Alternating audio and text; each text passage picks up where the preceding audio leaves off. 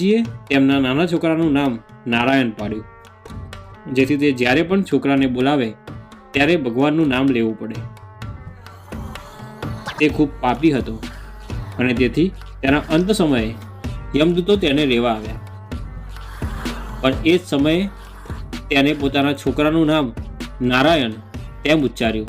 આમ નારાયણ નામ સાંભળતા જ યમદૂતો ભાગી ગયા. આમ ભગવાનના નામમાં અપાર શક્તિ રહેલી છે.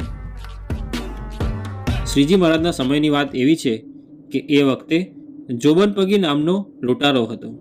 ખૂબ પાપી હતો, બધાને ધમકાવતો ફરતો હતો, કોઈને મારી પણ નાખ્યો.